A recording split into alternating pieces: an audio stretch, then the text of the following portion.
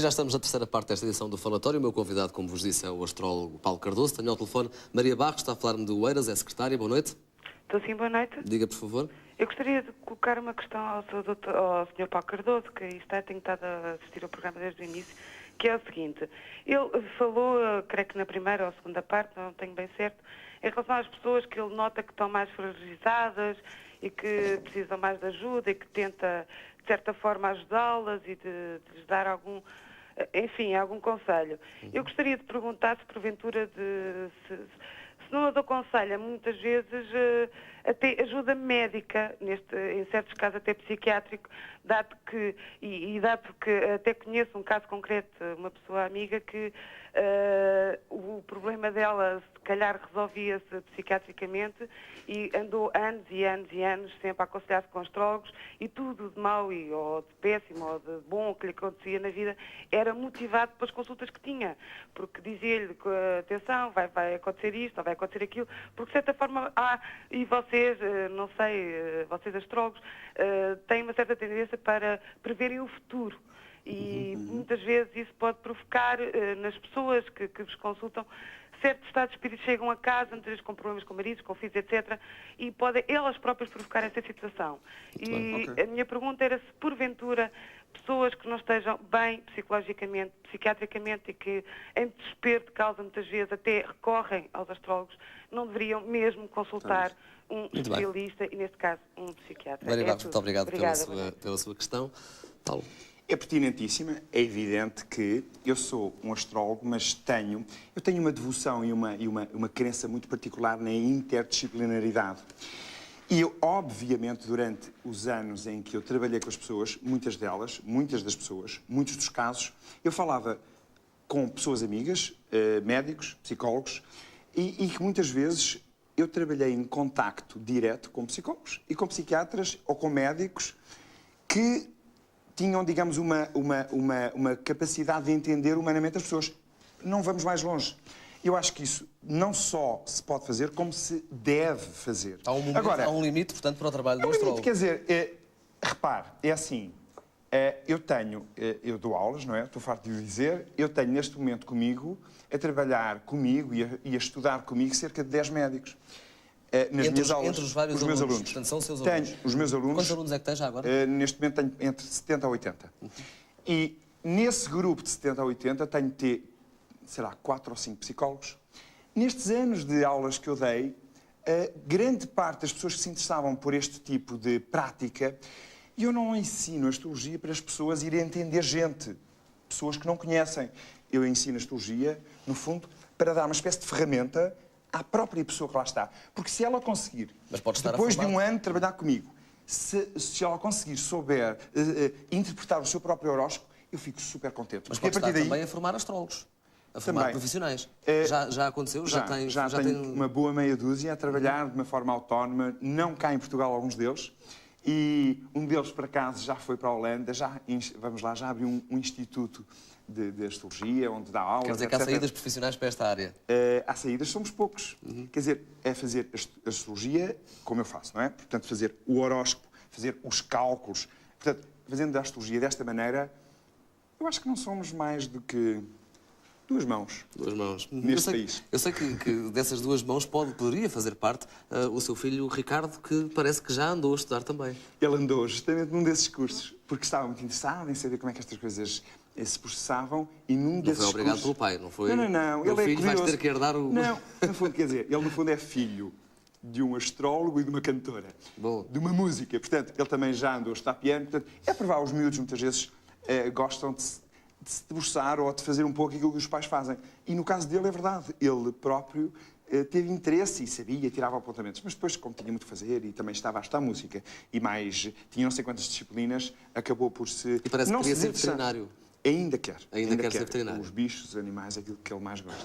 Quem sabe, uma disciplina, o horóscopo para animais também é possível, não é? Exato. Isto levaria-nos a conversa por outro caminho. O Paulo Cardoso segue a sua vida em função do seu próprio horóscopo? Ou seja, olha para as coisas, hoje não é um dia aconselhável para ir ao falatório, por hipótese? Não, isso é uma boa pergunta. É assim, eu até certa altura, para aí até uns 5 ou 6 anos depois de fazer astrologia, tinha muito cuidado, acompanhava tudo. Via, não, agora Marte está ali, Saturno está lá, estou a passar por esta fase. Depois, sem querer, à medida que fui recebendo cada vez mais pessoas e mais trabalho, e por princípio, isto não é falsa segurança, hein? A partir de certa altura, comecei a acreditar mais no sentido da vida e da minha própria vida. Eu era um homem cheio de dúvidas, ainda hoje as tenho, mas, no fundo, quando a grande parte daquelas dúvidas mais complicadas da minha existência foram mais ou menos resolvidas, ou...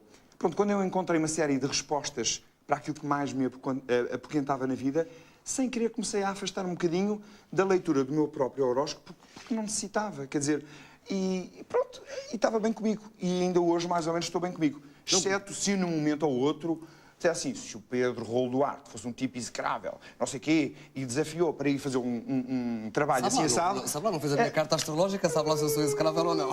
Eu aí era capaz de ver o meu horóscopo, mas será que devo arriscar? Mas pronto, não estou em fase de grandes problemas neste momento. Mas é como digo, neste momento sou um pouco... A minha relação com a minha astrologia, com a astrologia do meu horóscopo, é um bocadinho desportiva. Ou seja, sinceramente, eu não tenho muito tempo. Há bocado estávamos a falar de jornais, está aqui uma série de jornais em cima da mesa. Eu não tenho tido para aí há 3, 4 semanas que eu não vejo um jornal. Portanto, o ritmo às vezes é tão alucinante que nem dá para ver o meu horóscopo, nem dá para ver o horóscopo do meu filho, nem da minha mulher, nem dos meus amigos. Quer dizer, nem sequer às vezes ler o jornal. Muito bem, tenho ao telefone José Calixto, está a falar-me de que é Lúcia Bancário. Boa noite. Sim, muito boa noite. Diga, por favor. Ora, muito boa noite ao auditório da RTP2, que eu cumprimento com grande efusividade. Peço só que fale um bocadinho mais alto, que estamos a ouvi-lo com um pouco de dificuldade. Sim, senhor. Pois, eu cumprimento o auditório da RTP2. Ora, a pergunta que eu queria fazer ao Sr. Paulo Cardoso, sou uma pessoa fã pela astrologia, era o seguinte.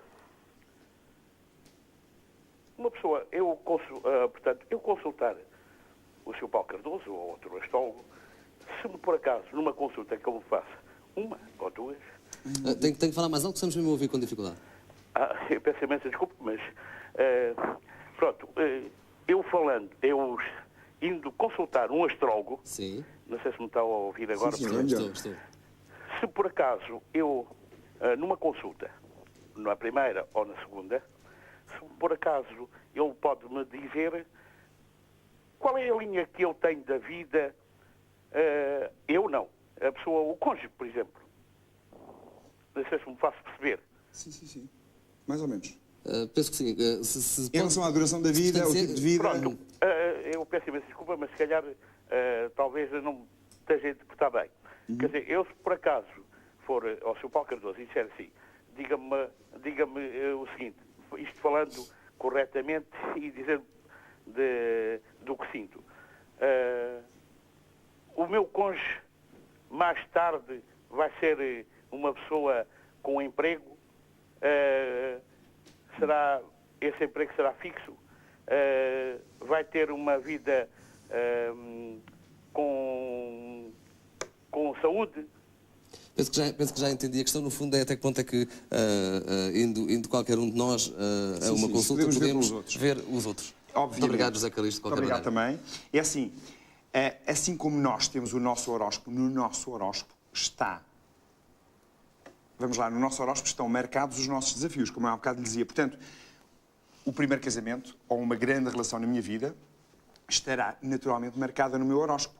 Agora, se o senhor José Calixto, não é, viesse a uma consulta e eu fizesse o horóscopo dele, provavelmente, e se ele me pusesse essa questão, eu, através do horóscopo dele, eu já tinha alguns indícios de como é que seria o cônjuge, como é que seria a mulher dele, vamos lá, de que maneira, que tipo de personalidade é que ela tinha, de que tipo de natureza, e não só, que tipo de relação é que se poderia construir através daqueles dois seres. Mas, naturalmente, e para completar o meu estudo, teria que perguntar em que dia é que nasceu a sua mulher? E em que hora é que nasceu?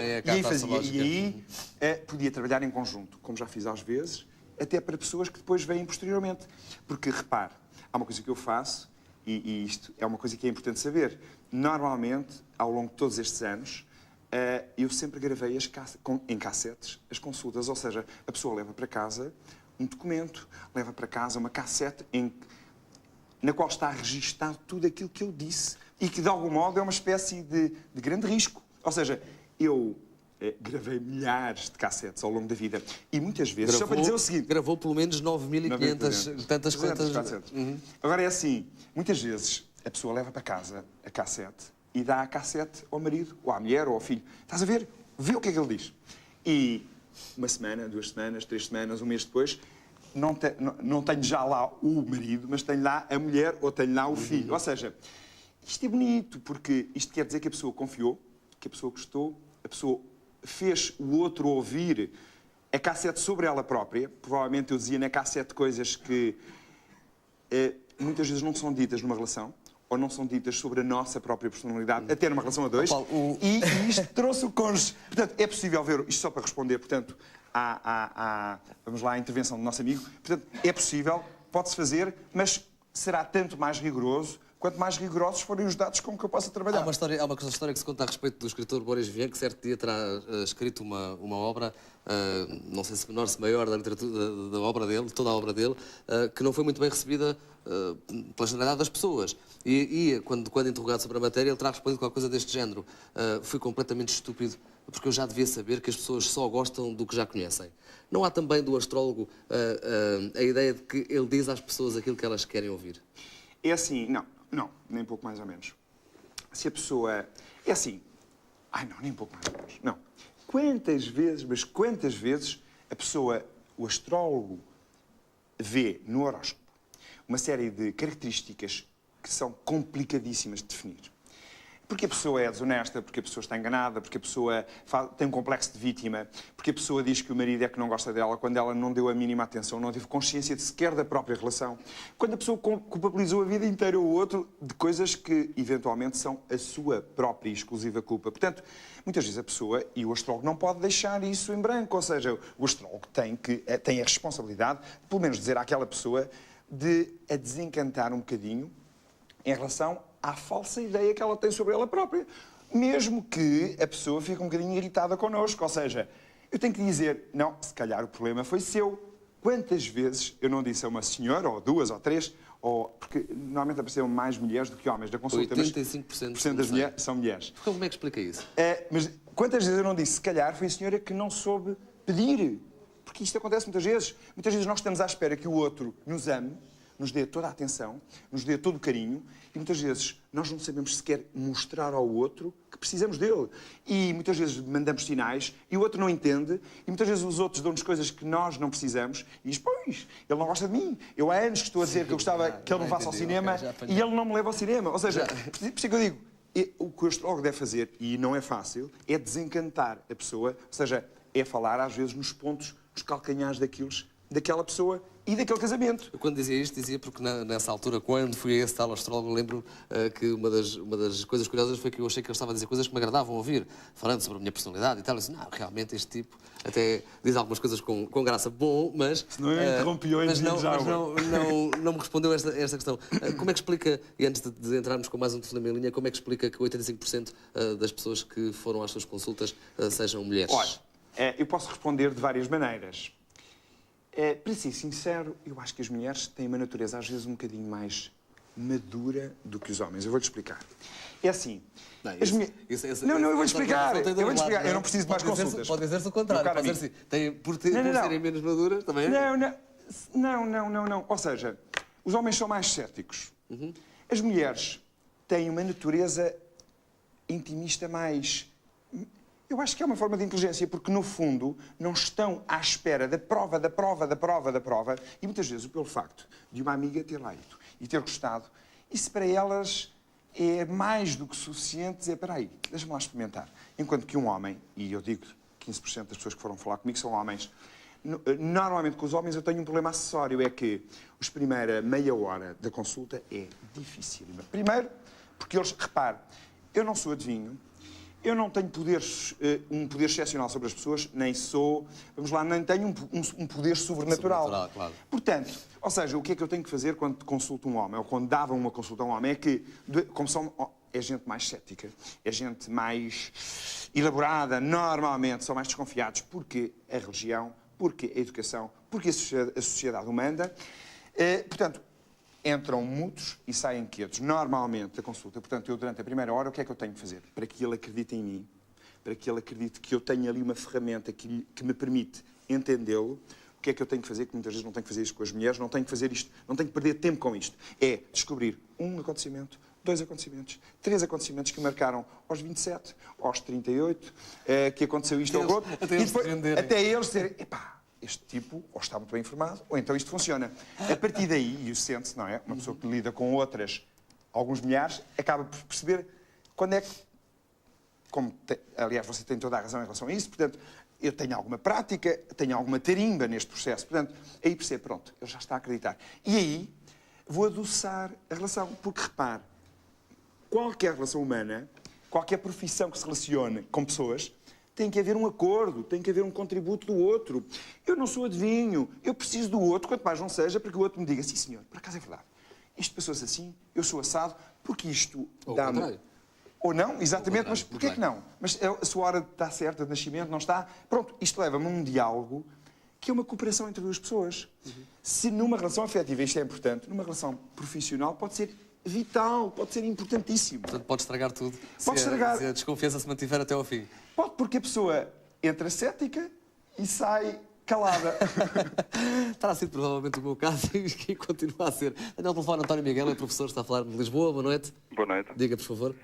Ora bem, partindo do princípio que realmente os astros podem ajudar a traçar, enfim, a vida das pessoas, eu gostava de saber até que ponto é que a investigação da vida nas pessoas que o vão consultar leva a que saiba exatamente em que ponto é que ela vai ser interrompida, ou seja, a data, a hora, enfim, o mais preciso possível da morte dessas pessoas, e também até que ponto é que o astrólogo Paulo Cardoso já investigou também a sua própria carta astral e até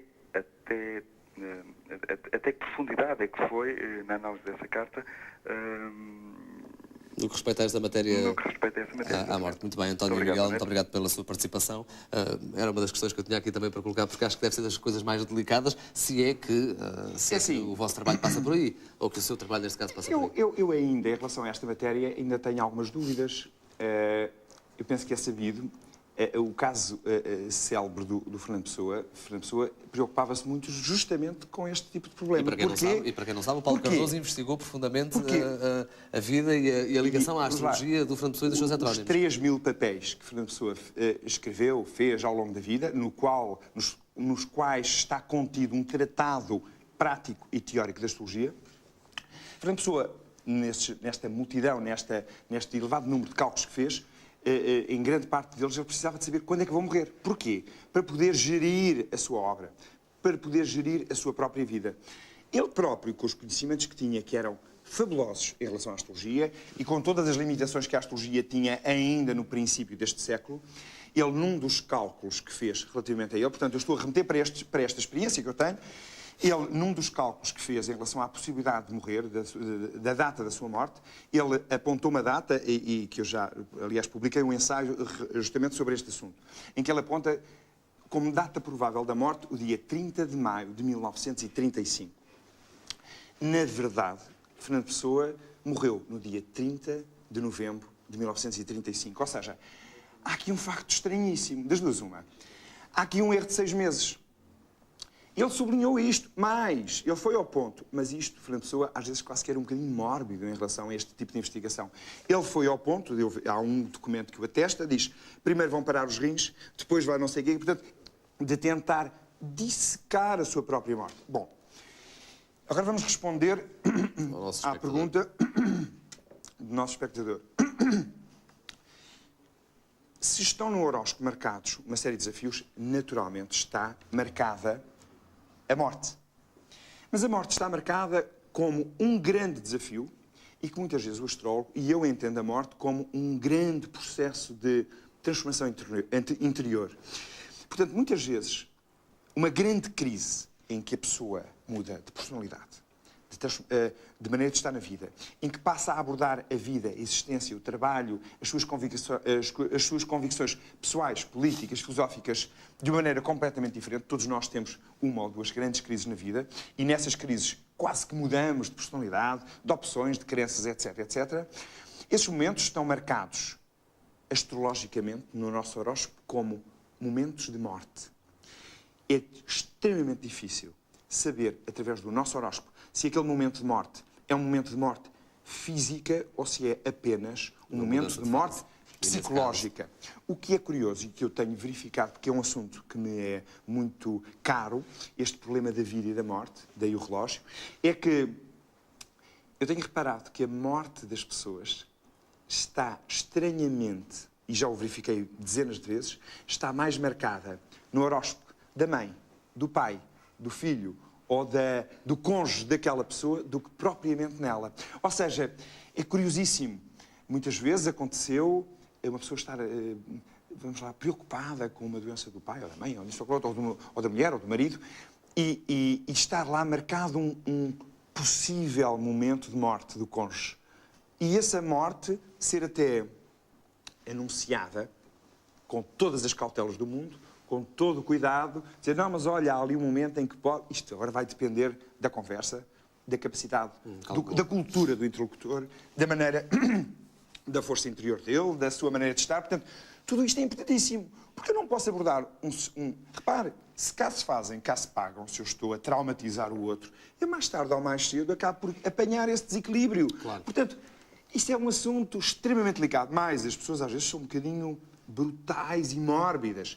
Não, mas eu não saio daqui enquanto você não me disser se eu duro muito, se eu duro pouco. Mas claro, eu paguei, tenho direito, então mas é o que faltava. E eu digo, olha, meu caro amigo, aquilo que eu posso ler é isto, isto, isto, isto, isto. E pronto. E na medida do possível vou-lhe responder.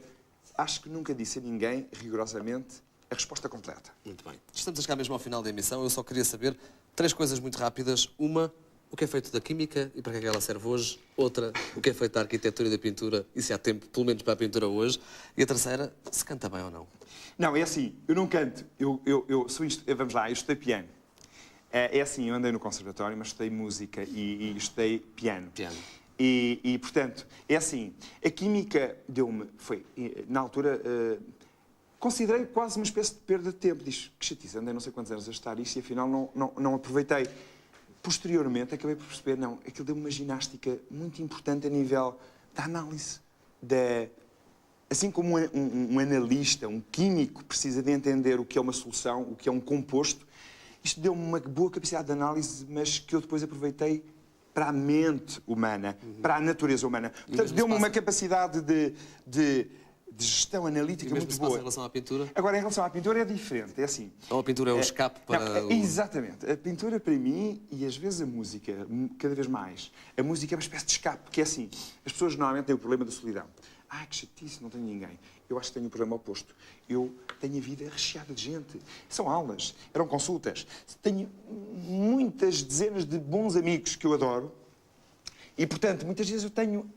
É estranho, mas é verdade. Tenho a vida super povoada, tenho muita gente e, portanto, às vezes quando vou para o ateliê e pinto, ou quando me ponho a tocar piano, se calhar são aqueles momentos, ou aqueles minutos, ou aquela hora que eu estou finalmente só.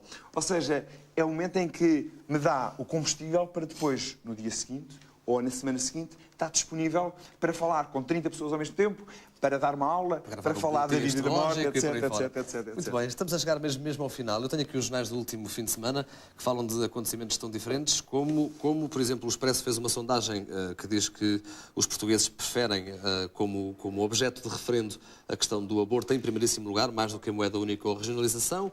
Tenho, por exemplo, a primeira entrevista de Torres Campos, o novo comissário da Expo 98, que diz que toda a gente vai ter acesso às contas, o que é uma boa notícia para todos nós.